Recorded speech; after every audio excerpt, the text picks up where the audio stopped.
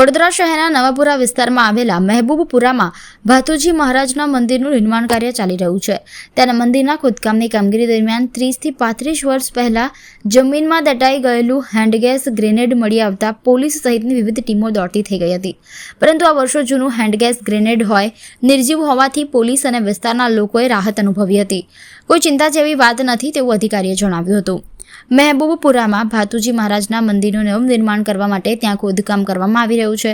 ત્યારે આજે મંગળવારના રોજ કામગીરી કરતી વખતે કામદારોને એક શંકાસ્પદ વસ્તુ મળી આવી હતી, જેના પગલે કારીગરો ગભરાઈ ગયા હતા અને મંદિરનું નવનિર્માણ કરાવી રહેલા લોકોને આ વસ્તુ બાબતે જાણ કરી હતી, જેની તાત્કાલિક પોલીસને જાણ કરવામાં આવી હતી, જેથી એસીપી અશોક રાઠવા, સ્થાનિક નવાપુરા પોલીસ બોમ્બ સ્ક્વોડ સહિત પોલીસનો કાફલો ઘટના સ્થળે દોડી આવ્યો હતો અને તપાસ શરૂ કરી હતી।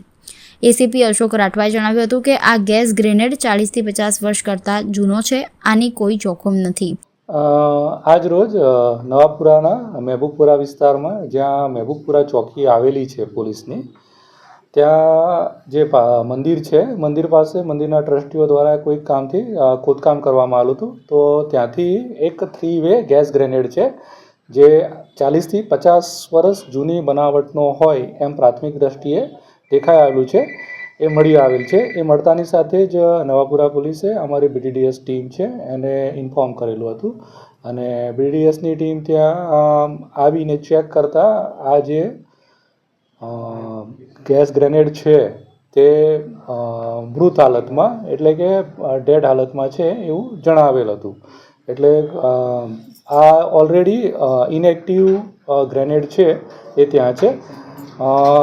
કદાચ ત્યાં કોઈક જૂની ચોકી હતી અથવા જે તે વખતે કોઈક વાર રાયોટિંગમાં કોઈક વાર ગેસ ફેંકવામાં આવેલો હોય તો ત્યાં રહી ગયું હોય અને એને કારણે અત્યારે ખોદકામ કરતાં મળી આવે છે। આપને શું ઇનપુટ મળ્યા હતા?